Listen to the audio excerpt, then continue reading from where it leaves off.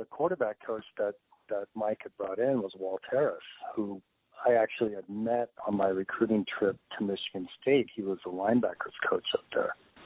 And so this was the first time he'd ever been on the offensive side of the ball. And so it was kind of a learning curve for him and for us also on how to handle a guy with a linebacker mentality coaching quarterbacks. So it was a very intense spring. He was looking for guys to step up and be leaders. You know, we were all trying to figure out, obviously, how to do that in his eyes. And I remember at a particular incident, we were practicing a scramble drill. So, and then to slide, you know, to kind of get that. We were doing the slides, but then he says, well, look, if the two linebackers are coming or two defenders are coming in, you want to split them. And we all kind of looked at each other like, you know, I'm going to go down or I'm going to go out. I'm not going to split two linebackers. That's not, you know, the other quarterbacks from the prior regime probably looked at it like that. But I wasn't planning on doing that. And we actually, what was really interesting was Sam Weiss, you know, the old Cincinnati coach, was there watching practice because he was a, you know, friend of Mike White's and had been on staff with him out with the 49ers.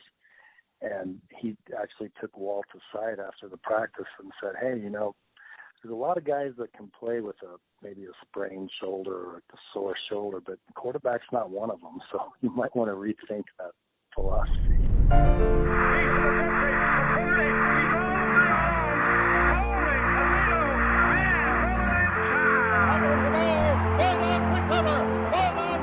Yes, who? You agree, that's who. Down the field long, he is going for Williams, complete! And he gets clotheslined by Lawrence Taylor. 20, 25, 20, 15, 10, 5, Lindsey stop! Lindsey stop! Lindsey stop!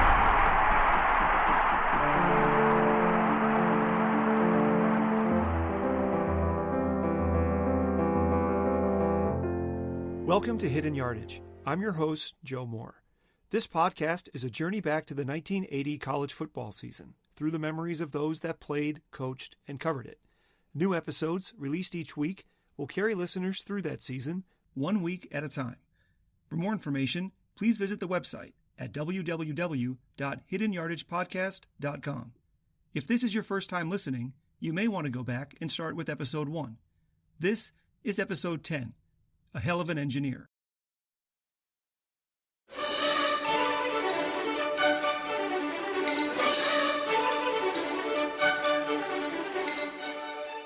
On November 4th, 1980, millions of Americans went to the voting booths and elected Ronald Reagan as the 40th President of the United States in a landslide.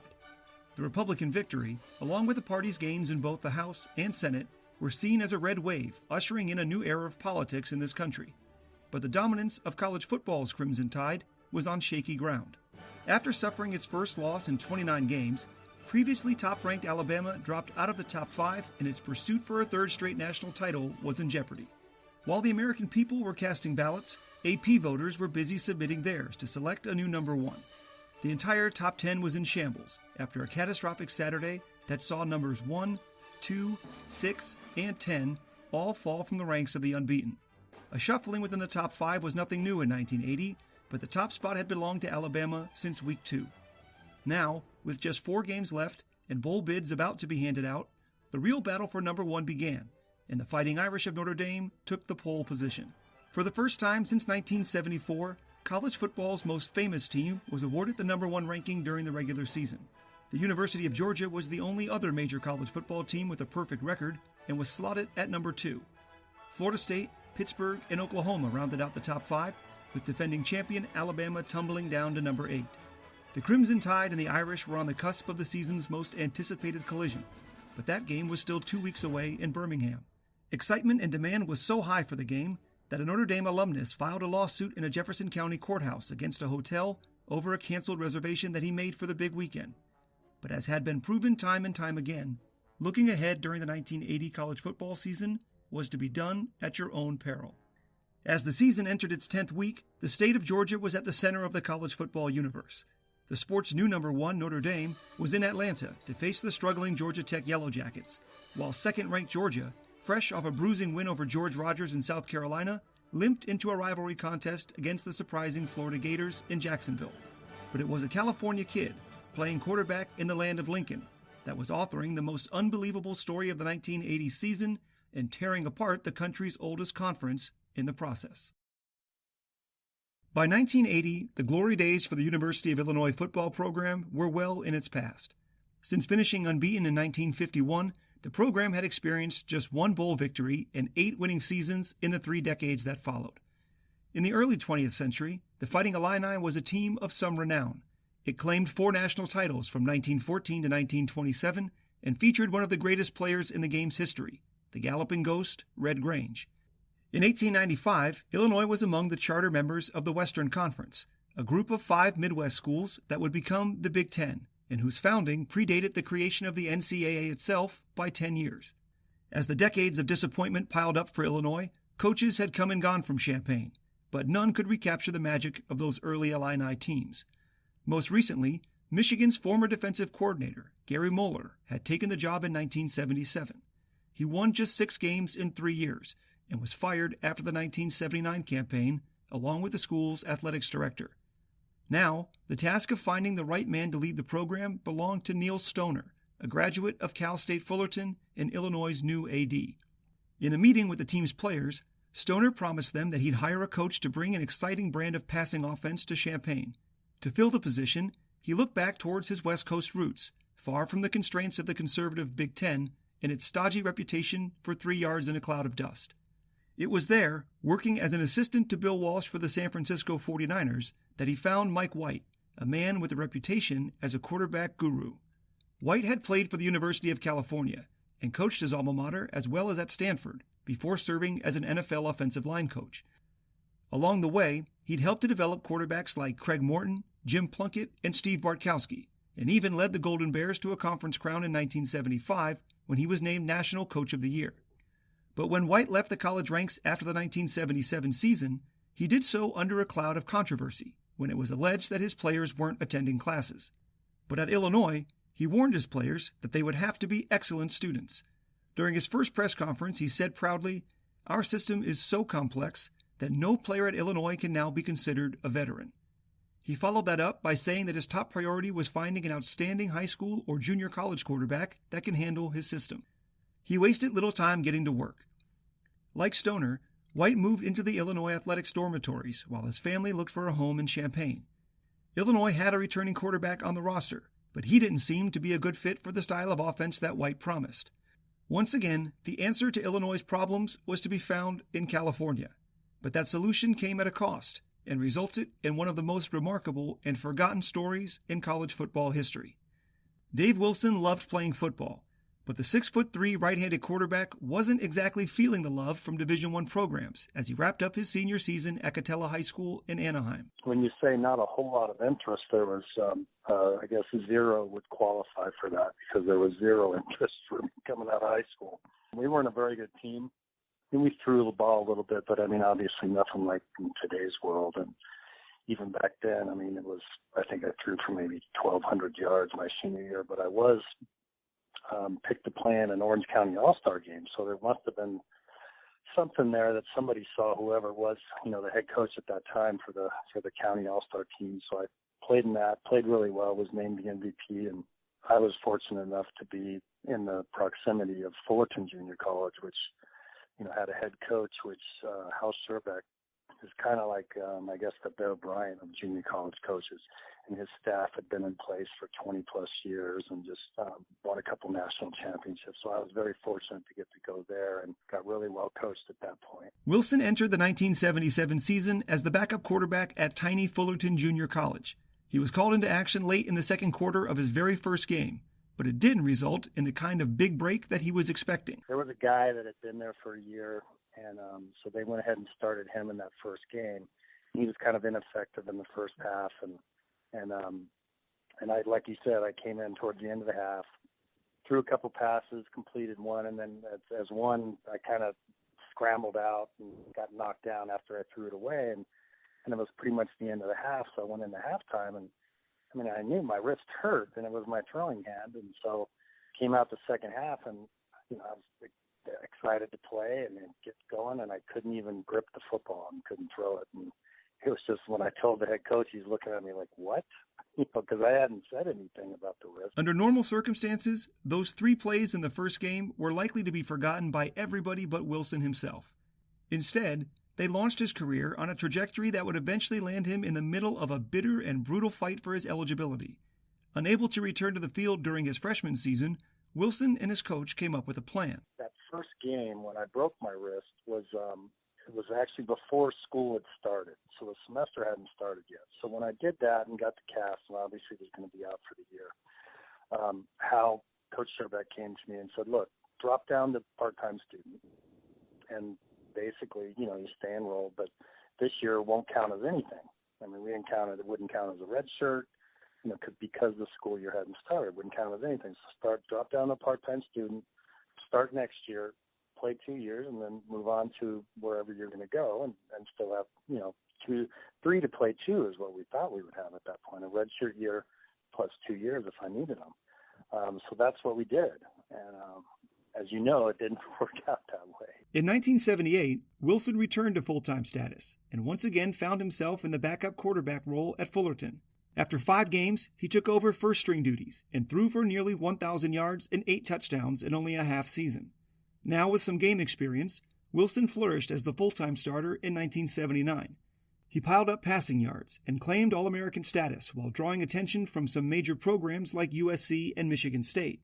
Then, a late-season knee injury again made the recruiters go quiet. There was some interest. I was pretty much on line to be All-American that year. We were having a great season, and I was playing well. And so then when I broke my ankle in that second-to-last game, I think it was, it really kind of died down. I took a couple of recruiting jobs, and I was on crutches and I think a full cast.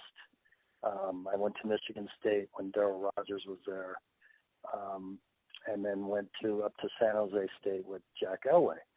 I really liked Michigan State, and then he left and went down to, I think, Arizona State, and so then that kind of threw that one out. So really, I only had San Jose State was my only other option, and I was planning on going there until my coach Sherbeck came up and said, look, save one of your trips, which wasn't a big deal because there wasn't any other trips to take, because I have some inside scoop that a guy may be getting a job that wants to talk to you. So sure enough, Mike White got the job in the next week or so, and I took a trip back there. Coach Sherbeck's inside scoop proved to be prophetic, as Mike White would be named the head coach at Illinois in the coming weeks. White had found the Midwest recruiting trail to be unforgiving. He and his assistants were often laughed at by high school coaches. Such was the poor reputation of Illinois football at the time. But Wilson was just the kind of quarterback that the young head coach was looking for, and the kind he couldn't find in the local high schools. And for Wilson, White's refreshing and uncommon approach to the college game was too good to pass up. It was Mike White. That's what sold me there. I remember sitting at a basketball game.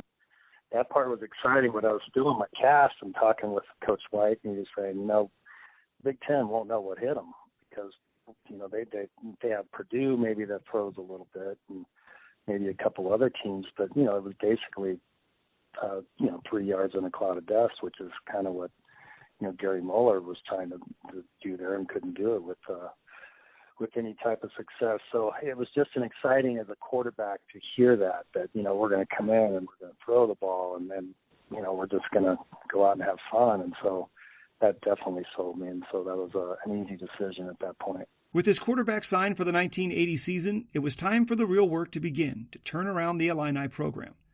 Coach White introduced more West Coast flavor by bringing in 2 assistants from Arizona State and 2 more from Oregon. Wilson was part of a crowded quarterback's room that included another junior college transfer and future Super Bowl starter Tony Eason. As Wilson attended classes and battled Eason for the right to lead White's offense, quarterbacks coach Walt Harris alerted him of a brewing issue over his transfer credits. Well, the first inklings we got of it was around the end of that spring. I seem to remember that quarterback coach Walt Harris coming up to me and saying, there's something going on with your transcripts. There might be an issue, blah, blah, blah. And, I'm going, well, what? So then later on, went in and talked with Neil Stoner, the AD, and he says, look, the Big Ten saying now that first year that you got hurt counts as a year. And so they're saying because you're not progressing, you didn't progress towards your degree, you have to use this upcoming year as your redshirt year, catch up to your degree progression, and then you're able to play that final year. And so obviously looking at the quarterback room and seeing Tony Eason there, who's a future first rounder, if I do that, he starts, and I'm probably not going to get to play. So it was advised to me to get in touch with a local lawyer named Bob Aller. And so then that was how my first inkling of it came about. This is where Wilson's story gets wild. To this point, his recruitment and time spent at a California junior college may have seemed like an unnecessary prologue, but I assure you, it's essential to understanding the soap opera-like drama that I'm about to recount. When Wilson transferred to Illinois, the NCAA ruled that he had played 3 seasons for Fullerton Junior College, counting those 3 plays in 1977 as a full season. It further announced that his remaining eligibility allowed for just 1 year of postseason competition, with no comment on the amount of regular varsity competition he could play. Illinois appealed this decision and was turned down.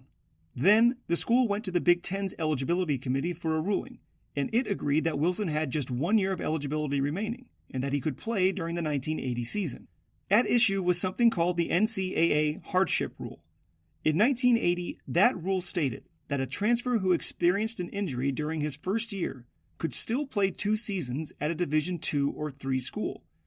If that same player were to transfer to a Division I school, like Illinois, he would only maintain 1 season of eligibility.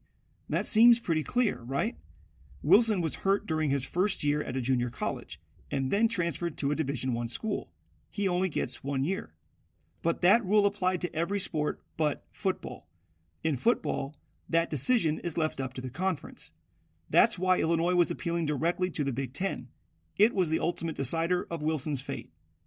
So when the Big Ten's eligibility committee only granted 1 year for Wilson, Illini Athletics Director Neil Stoner decided to go to the absolute ruling authority in the conference, the faculty representatives, and ask them to overrule the eligibility committee's decision and grant Wilson an extra year of eligibility.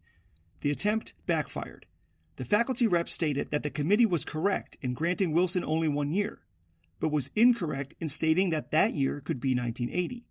In their opinion, Wilson should have to sit out the 1980 season and earn enough credits to become eligible to play as a senior in 1981. Wilson's attorney, Bob Aller, had a brilliant legal strategy. Remember how Neil Stoner had made an appeal of Wilson's eligibility to the Big Ten's faculty representatives, and it was their ruling that the quarterback would have to sit out the entire 1980 season?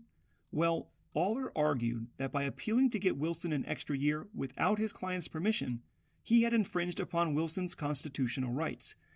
In August of 1980, just 2 weeks before the Illini's first game, Aller filed suit in Champaign County Circuit Court against the NCAA, the Big Ten, and the University of Illinois. The school was lumped in as a defendant despite its support of Wilson due to conference standards that obligated it to participate. In addition to the facts of the case as I have laid out, there was another layer to the Big Ten's resistance to allowing Wilson to play. In Episode 3, I covered the widespread academic scandals that plagued the West Coast schools. Many of those violations, including the ones that had resulted in severe penalties for USC and half of the Pac-10 Conference in 1980, centered around ineligible athletes that were given credit for phony classes at California junior colleges. The Big Ten was not about to see its own reputation tarnished in a similar fashion. It was surely bristling at the appearance of an AD and head coach from California signing junior college transfers to one of its flagship institutions.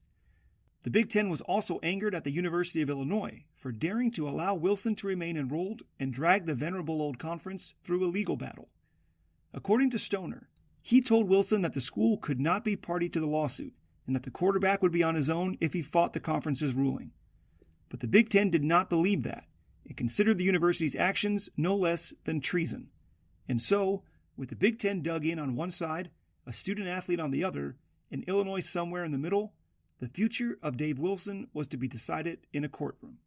The case was not likely to be heard until after the season was completed, and so Aller asked for an injunction that would allow Wilson to play while he waited for his day in court. On September 2nd, just 2 days before the season opener, Judge Harry Clem, a University of Illinois alumnus, granted that injunction. In his decision, Clem said that Wilson would suffer irreparable harm if not allowed to play, and that the Big Ten was likely to lose the case when it was argued. The ruling meant that Wilson could play in his team's first game against Northwestern that Saturday, and Coach White scrambled to get him ready for his debut against the lowly Wildcats. Wilson didn't have his best outing. He completed just 5 of 18 passes, but the Illini got the victory 35-9, and Wilson could look forward to growing in his coach's system now that his legal battles were behind him. Or so he thought. Just 5 days later, Wilson was back in court. This time, the Big Ten was asking that the injunction be dissolved, and the conference's lawyers had what they believed was a smoking gun. When Illinois initially filed a petition for Wilson's hardship waiver to allow him to play in 1980, it entered his high school GPA as 2.67. Then, although it wasn't required, the school also attached the high school transcripts for Dave Wilson. As the Big Ten's legal team was looking for ways to end the injunction, it went back to this initial petition and found an inconsistency. The transcript of Dave Wilson from Catella High School that was submitted was for David B. Wilson, a wide receiver at Fullerton Junior College, not David C. Wilson, the quarterback in question. When the error was discovered, it took 3 weeks for the correct transcript to be submitted to the Big Ten. This clerical error, and the extended time taken to correct it, was to the Big Ten evidence of chicanery by the Illinois Athletics Department. Although David B's GPA was slightly higher than David C's, the quarterback's transcript contained more college preparatory courses, and so was considered a more favorable transcript. But that didn't matter. Armed with this evidence, the Big Ten was prepared to stop Wilson's season after just 1 game. On the day before Illinois was to play Michigan State, Bob Aller was back in court to represent Wilson.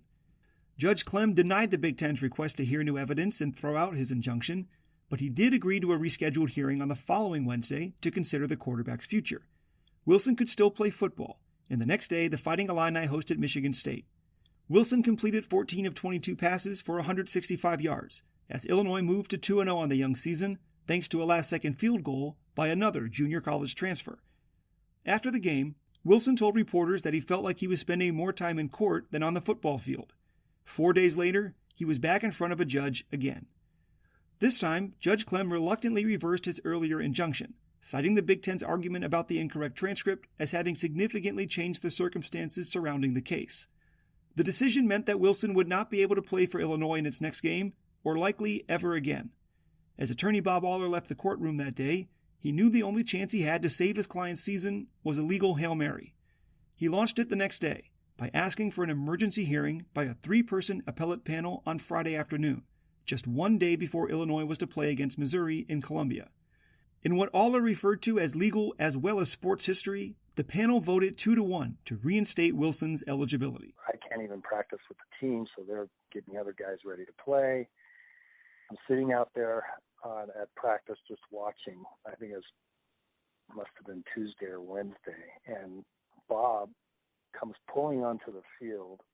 I want to say it wasn't a limo, but it was like a black town car or something, and it was kind of almost like a mafia scene because it's got tinted windows. He rolls his windows down and he calls Mike White over there, and he tells us that I just got a call from anonymous call from the State Court of Appeals, I believe it was, that says if you can get the paperwork in time in the next 2 days or something, we'll hear your case on Friday, which I think is just unprecedented that they can even see a case or, review a case in that amount of time. So they went down there, got it in, and the team flew off to Missouri on Friday morning, and I'm sitting there watching the news at like 6:30, and I came across that they had ruled in my favor, I think 4-3, and so I ran to the airport and got on a small plane and flew to Missouri that night. When Coach White was asked by reporters about whether Wilson would start on Saturday, after news of his availability was confirmed, he slammed his motel door on them in frustration. Throughout the first 3 weeks of the season, White and Wilson had been dealing with the quarterback's yo-yoing eligibility, and the irritation was reaching a boiling point. On Saturday, Wilson set a school record with 43 pass attempts, but the Illini were crushed by the Tigers 52-7. Still, the biggest threat to Illinois were the administrators of its own conference. The following week, news of a secret meeting in a Chicago hotel room leaked. It revealed that the chancellor of the University of Illinois was grilled for 3 hours by Big Ten officials about its challenging the conference's ruling on Wilson's ineligibility. Meanwhile, Wilson played his fourth game for Illinois and helped his team to a tie with the Air Force Academy. The day before that game, a lawyer for the Big Ten filed an appeal in Illinois Supreme Court to once again get Wilson banned from playing football. The matter was to be decided the following Tuesday, and once more, Illinois had to prepare for a game without the certainty that its star quarterback would be able to play. The conference would simply not back down, and was now asking the highest court in the state to keep Wilson from getting on the football field. On the day before the Illini's next game, the Illinois Supreme Court ruled 4-3 to uphold the lower court's earlier decision that kept Wilson eligible. The matter of Wilson's playing status for the 1980 season was now decided for good. From the initial ineligible ruling by the Big Ten, to the injunction that allowed him to play the season opener, to an overturn of that injunction and then a reversal by an emergency appeals panel, to the confirmation of that ruling by the 7 justices on the Illinois Supreme Court, Wilson's first few months in Champaign had more in common with a courtroom procedural than a debut football season.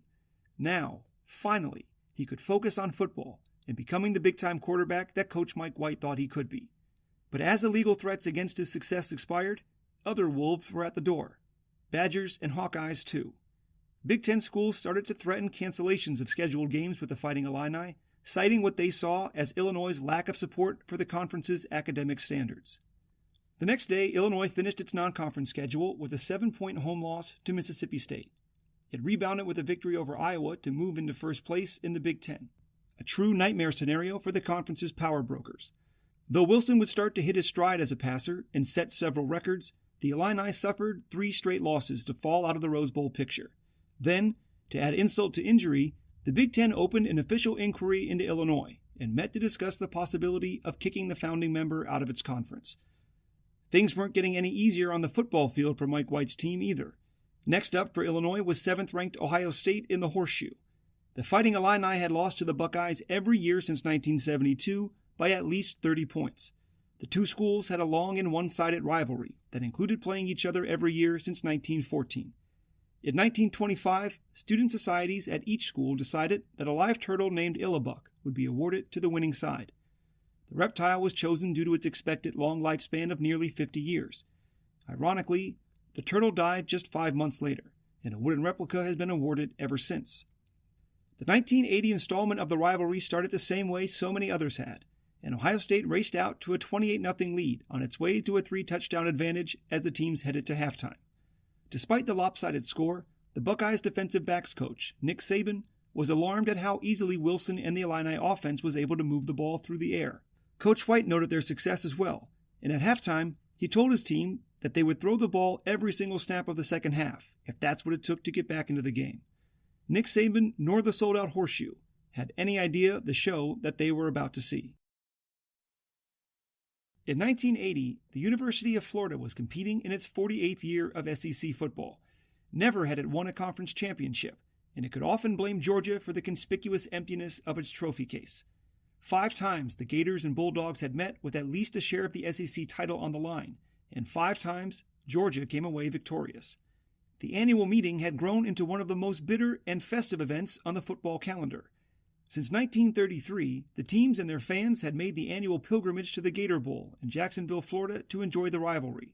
In the 1950s, a sports writer gave the gathering a nickname, the world's largest outdoor cocktail party, and the game became known as much for its tailgating scene outside the stadium as for what went on between the sidelines.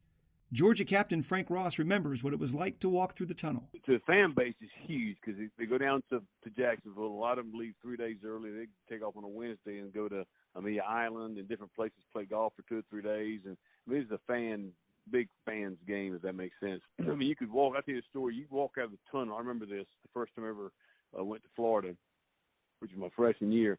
And I wasn't starting, but I remember I was on special teams. And walking out of the tunnel, and as soon as you start walking out, you can smell the bourbon. It was that strong. I mean, it was just a very distinct smell.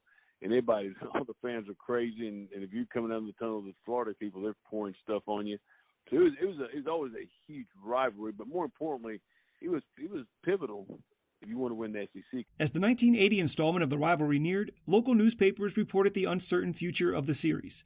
The aging Gator Bowl and unpopular price hikes by some local Jacksonville businesses threatened to move the series on campus. City officials were hard at work to secure funding for stadium improvements, including 10,000 additional seats that could keep the game on neutral ground. Jacksonville hadn't felt very neutral to Gators fans recently. The Dogs had claimed 7 of the last 9 cocktail party games, including a 33-10 trouncing in 1979, the debut year for Florida's head coach Charlie Pell. Everything about Pell's first year in Gainesville had been something to forget. The team finished 0-10-1, the worst record in school history. Prior to the 1980 season, Pell and his staff were looking for a way to motivate his team while erasing the bad taste of the 1979 campaign. They launched an intense conditioning and weightlifting program, at that time still a somewhat novel idea in the world of college football. Florida's players could see the transformation in their bodies, and it soon translated to results on the field. Florida won its first 3 games in dominating fashion, scoring more points in just those 12 quarters than it had in the entire 1979 season. But a Week 4 trip to LSU proved costly, as the Gators were thumped 24-7 and lost their starting quarterback for the year after he suffered a knee injury in the first quarter. Coach Pell handed the reins over to 18-year-old freshman Wayne Pease, but it would be the Florida defense that would carry the weight the rest of the way. Nicknamed the Chocolate Crunch because the 5 starting linemen and 2 linebackers were black, it was among the stingiest units in the country, allowing just 11 points per game. It was also one of the quirkiest. The nose guard took bubble baths the night before every game, while one tackle meditated for 2 hours after breakfast on game day, and another spent all week carrying around a picture of the player he would line up against. The wide-open run-and-shoot offense installed by 28-year-old offensive coordinator Mike Shanahan hadn't quite regained its early season form, but it was steadily improving behind the youngster Pease and All-American receiver Chris Collinsworth. On the eve of the matchup with the Bulldogs, the Gators were 6-1, ranked 20th, and in control of their own SEC destiny with just 2 conference games left to play. The week before, Florida had defeated Auburn 21-10, but allowed the Tigers running back James Brooks to gain 163 yards. Pell described Georgia's Herschel Walker as James Brooks, but 40 pounds heavier. But Georgia was more than just its freshman sensation running back. Quarterback Buck Bellew was second in the conference in passing efficiency, but was still yet to find a connection with one of his most talented options. The night before the game, as they lay in separate beds with the lights out in their Jacksonville Ramada Inn hotel room, senior wide receiver Lindsey Scott said to Bellew, "I don't even remember what it's like to catch a touchdown pass." After a standout freshman season in 1978, Scott had plateaued as a sophomore, but seemed ready to peak in the spring of 1980. As final exams were underway, Scott got in a shoving match with an academic counselor and had his scholarship taken away. Then, in the summer, as he was driving his car back from campus without wearing a seatbelt, he fell asleep at the wheel and woke up in the hospital 3 days later. His car was totaled, and he was thrown from the vehicle, suffering a concussion and 3 dislocated bones in his foot. He was originally told that he would never play football again, but he made a miraculous recovery in time to start the season opener against Tennessee. He had caught just 11 passes all season as he worked himself back into shape, and prior to the Florida game, his receivers coach thought he was finally back at full speed for the first time since the accident, and not a moment too soon. Scott would need every bit of that speed on this Saturday. It lives 50 feet beneath the streets. It's 36 feet long. It weighs over 2,000 pounds. And it's about to break out.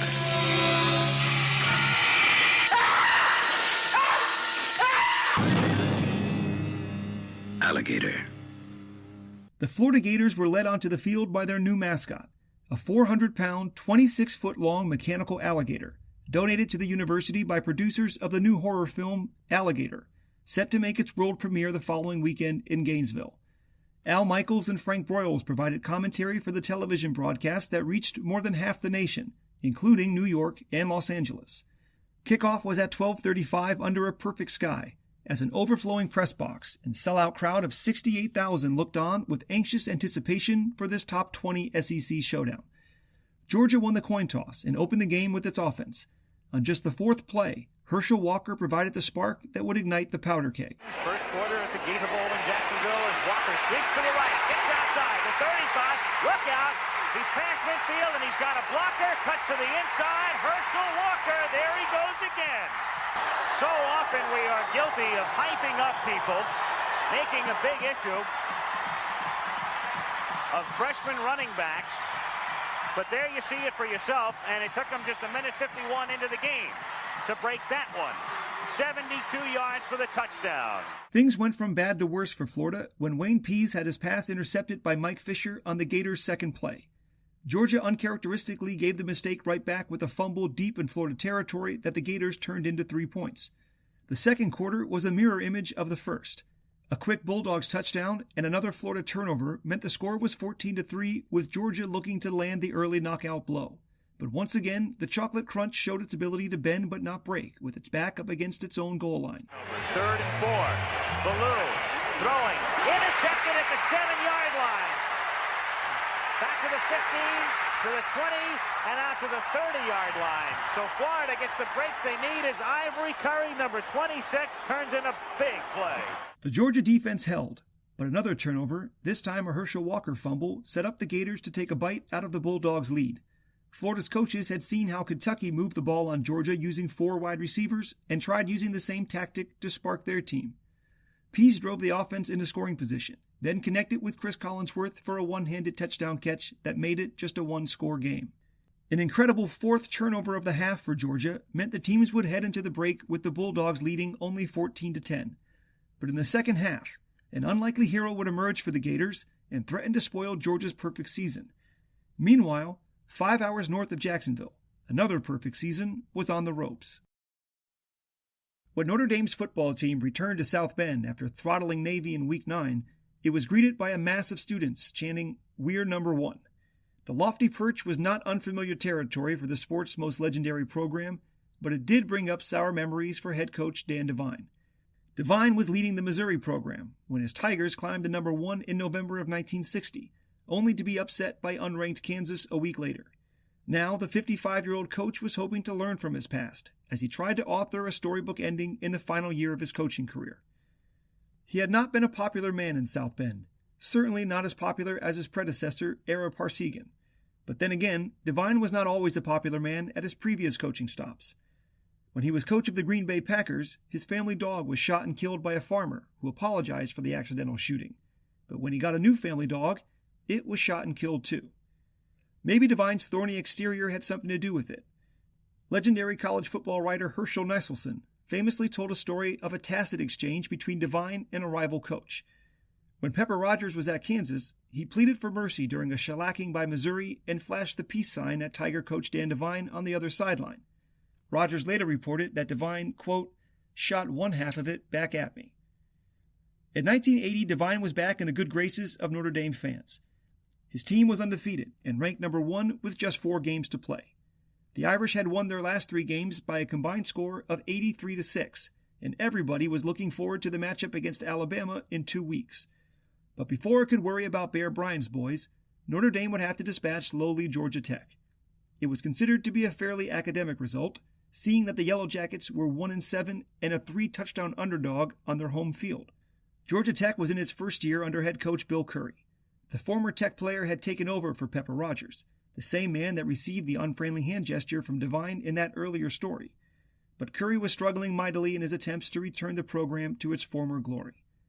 Prior to hosting the Irish, Curry received a bit of good news when he learned that quarterback Mike Kelly might be able to play against the country's top team. The junior had missed the last 3 weeks with an injured shoulder, but he returned to practice and was throwing with authority. To help his players focus, Curry and his staff wore T-shirts that said, "Bring down the Thunder," and the team wore green practice jerseys all week. In 1976, when Curry was an assistant, a 3-win Yellow Jacket squad pulled off a November upset over a 1-loss Irish outfit, but few were expecting history to repeat itself this year.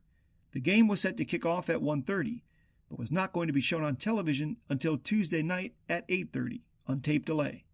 Plenty of seats remained at Grant Field as the game kicked off, and even those most optimistic Tech fans that did attend had their faith rattled when just 7 minutes into the first quarter, Mike Kelly re-injured his shoulder after a hard tackle and left the game. That forced lightly regarded freshman and former wide receiver Ken Wisenhunt into the fray. He lasted only until the third quarter, before he too was knocked out by the Irish defense. At that point, it was up to veteran Todd Peoples, but by then, the Jackets had a shocking 3-0 lead to protect. Georgia Tech wasn't able to do much against the Irish defense, but it did manage to drive for a 39-yard field goal midway through the second quarter. Notre Dame had a chance to answer just before halftime, but Harry Oliver badly hooked a 26-yard attempt. In the fourth quarter, Notre Dame was finally able to draw even, but fumbled on 3 of its other 4 possessions. With just more than 30 seconds left in the game and the score knotted at 3 points apiece, the Irish had a 3rd and 3 at the Georgia Tech 42-yard line with all 3 of its timeouts. As it had all game, the Jackets' defense stepped up, throwing Notre Dame's quarterback Blair Keel for a 17-yard loss and ending the threat. Notre Dame entered the contest averaging nearly 300 yards rushing per game, but was held to just 138 on the afternoon despite having a 32-pound and 3-inch advantage per man along the offensive line. Tech was able to run out the rest of the clock, and Coach Bill Curry, who despised ties, made an exception just this once. The post-game press conference with Dan Devine felt like a funeral, and the head coach had to be corrected by a reporter in the second row when he incorrectly referred to the result as a loss. It was little consolation. The debacle at Grant Field would be perceived as a failure and a missed opportunity, as Notre Dame's once clear path to the national title was now very uncertain. Once again, there was likely to be a new number 1 when the polls were announced next week. Ohio State, the season's first number 1 team, was looking to put the finishing touches on another blowout over the perennial punching bag Illinois. But Dave Wilson, who had battled so hard just for the chance to play this season, was not about to go down without a fight. Ohio State entered the second half with a 28-7 lead and wasted little time cashing in on its first possession with another touchdown to make it 35-7. Then, all hell broke loose. The Illini had decided at halftime that they were going to go down swinging, and Coach Mike White took the brakes off Dave Wilson in the offense. A quick 7-play drive ended in a 38-yard touchdown pass to make it 35-13. An Ohio State fumble quickly turned into another Wilson touchdown throw, and it was 35-21 barely halfway through the third quarter. After the Buckeyes were forced to punt, it was Wilson again, this time with a 7-yard touchdown pass to Mike Martin, and the lead was cut to just 7 points, with 2.5 minutes left to go in the third quarter. When we came out the second half, and I remember just the preparation that Coach Harris would give us. I mean, he was very meticulous and detail-oriented. And there were times when I would go up, and what's interesting about this is that I was taking a psychology class at the time, and then afterwards we had talked about being in what's called the flow. And so you're in this flow, and there's like nothing outside can even penetrate it. And you are so focused, and so everything just kind of slows down, and you see things so much clearly, and the preparation that you give me. I mean, I'd see a DB over here, and that's exactly the way it looked on film, and the exact audible that we would go to attack that. And it just seemed like everything worked. You know, at that point, it was like, okay, I see this here, I call this, throw it there, come back over this way, and it's just, and because of all those things, I mean, and then finally we got a couple defensive stops, and it kind of turned around there all of a sudden. Ohio State was reeling, and when the Illini defense held again, it seemed like there would be no stopping Dave Wilson. But he never got the football. Greg Dentino fumbled the Buckeye punt, and Art Schlichter turned the short field into a touchdown to push the lead to 42-28. Now, in the fourth quarter, Wilson worked quickly, tossing yet another touchdown to bring his team to within 7 once again. Ohio State answered with another touchdown of its own, and the Buckeyes' defensive coordinator was begging his coach to stop scoring so quickly. Trailing by 14, Wilson hit on a 62-yard bomb down the sidelines, but as his receiver was going in for a score, he was caught from behind and fumbled the ball back to Ohio State. The next Illini drive ended with an interception in the end zone, and a desperation touchdown pass from Wilson with 9 seconds left made the final score Ohio State 49, Illinois 42. When the dust had settled, Dave Wilson had completed 43 of 69 attempts for an all-time Division I-A record of 621 yards and 6 touchdowns. In addition, he set NCAA records for most attempts, most completions, and most passing yards in a half, breaking his own record set earlier in the year against Purdue. He also set the Big Ten record for most touchdown passes and most total yards in a game. You know, Rick George actually was the first one to shake my hand, and just it was pretty cool just to know. I mean, I don't think I realized at that time that I set those records and done the things that we did. I remember getting a standing ovation from the crowd walking off the field. I remember meeting this older gentleman who said he'd been going to Ohio State games for, 50 years. Pretty old, and he handed me his hat, and Ohio State colors. The Illini would lose its last game of the season to end the year on a 5-game losing streak. Wilson finished 10th in the Heisman race. In April of 1981, with Wilson's future playing status still uncertain ahead of the NFL draft, the NCAA announced that if the Big Ten would waive its eligibility rules, Wilson could play his senior season in Champaign. The conference did not budge. Instead, it announced a 3-year probation for all Illinois sports teams, excluding them from conference revenue and banning them from postseason play. Wilson and his lawyers sued the Big Ten and made a personal appeal to Commissioner Wayne Duke, but all attempts to restore Wilson's eligibility were unsuccessful. He turned pro in late June and was selected by New Orleans in a special supplemental draft. In August, after the university admitted wrongdoing in its handling of the Wilson case, the Big Ten significantly reduced the terms of its probation. In 1983, Mike White and Illinois won the Big Ten championship by defeating Ohio State and every other team in the conference on their way to the Rose Bowl, the school's first in 20 seasons. In Jacksonville, a conference title was on the line as Georgia and Florida came out of the locker rooms for the second half in one of the wildest finishes in college football history. Dr. Frank Jenkins was a Jacksonville dentist and Florida football booster. To help motivate the squad, he had t-shirts made for every game, orange with blue lettering. Coach Pell would give them to the players on Friday night to help them focus. They said things like, "Take up the slack and go on the attack," and "Team pride, play like a winner." The night before the Georgia game, the t-shirt said, "I'm a 60-minute man." The message was clear. It was going to take a full 60 minutes of effort to knock off the undefeated and second-ranked Georgia Bulldogs. But as the third quarter wore on, it seemed like the Gators would fall far short of that goal. Georgia started the second half with 2 long drives, but settled for field goals on both of them for a 20-10 lead. Then, just when it looked like Georgia was about to run away with things for its 9th straight win, Florida came alive. Wayne Pease connected with Tyrone Young for 54 yards to set up a touchdown and 2-point conversion. It was part of a career day for Young. The 6'4" freshman had never before caught a pass, but on this day he would haul in 10 for 183 yards. Now, trailing by just 2 points, the Gators' offense was starting to resemble the same outfit that buzzsawed its opponents in the beginning of the season, and it was on the move again against the wilting Bulldogs.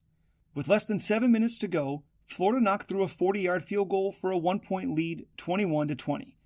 It was the first time Georgia had trailed in a ball game since the season opener at Tennessee. The Dogs' offense went 3 and out and punted it back to Florida. As the clock melted away, Georgia's defense finally held around midfield and forced a Gators punt. The ball caromed out of bounds at the 8-yard line. It was now or never for Buck Bellew and the undefeated Bulldogs. On first down, he scrambled for a loss of 1. On second down, his sideline pass fell incomplete.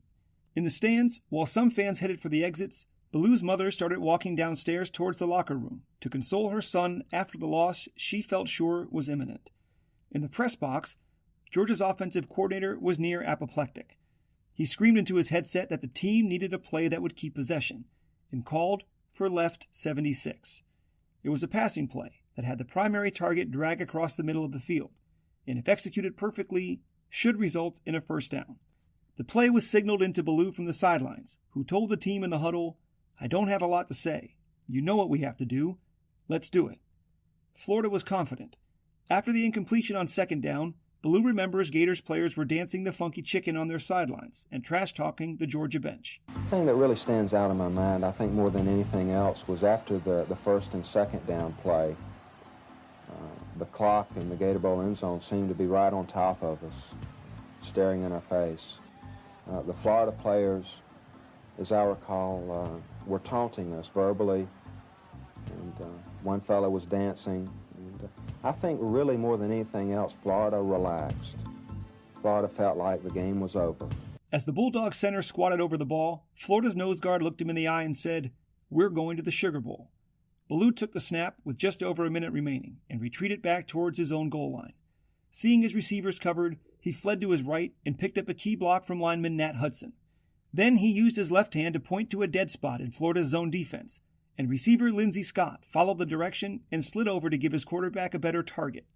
Bellew zipped a line drive at Scott, who leapt in the air to secure it around the 25-yard line. When he landed, he pivoted to his right, and the Florida defender with responsibility to contain that side of the field slipped, leaving nothing but green grass behind him. The race was on, and Scott, with his newly healed foot, was not going to be caught on this day. As he streaked to the end zone, Georgia's sideline was bedlam. Players, including Captain Frank Ross, sprinted down the field to meet their teammate, while Coach Dooley windmilled his arm, willing Scott towards the goal line. Yeah, but we were sitting there. We're like, oh man, we've worked this hard, gotten this far. Maybe I think we never gave up hope. And as soon as Lindsey caught the ball and he started running, we all, if you look at the film, we all ran down. I mean, I was down in the end zone with him, and hell, I'm on defense. And I realized, God, I got to go back in there in defense. I'm gonna be dead tired. But we were all down at the end zone. I think they ended up throwing a flag on us, I believe, didn't they, for a celebration in the end zone. Half the team was down there, and we just started running with him. You didn't realize you were doing it. You couldn't believe that was happening. Fans seeing the game on national television watched in disbelief as Al Michaels described Scott's run to history. The same man who, upon witnessing the USA hockey team upset the USSR just 10 months earlier in Lake Placid, famously asked, "Do you believe in miracles?" now asked simply, "Can you believe that?" But for generations of Bulldogs fans, that last play will always sound like this. Back third down on the 8, in trouble. Got a block behind him. Going to throw and a run, complete to the 25, to the 30. Lindsey's got 35, 40. Lindsey's got 45, 50, 45, 40. Run, Lindsey, 25, 20, 50, 10, 5. Lindsey scott. Lindsey scott. Lindsey scott.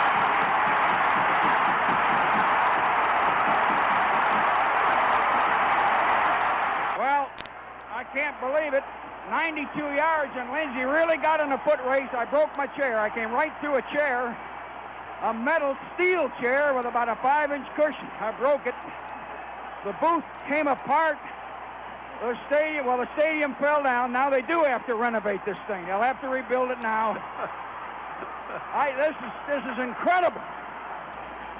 You know, this game has always been called the world's greatest cocktail party. Do you know what is going to happen here tonight and up at St. Simon's and Jekyll Island and all those places where all those dog people have got these condominiums for 4 days? Man, is there going to be some property destroyed tonight. 26-21. Dogs on top. We were gone. I gave up. You did too. We were out of it and gone. Miracle.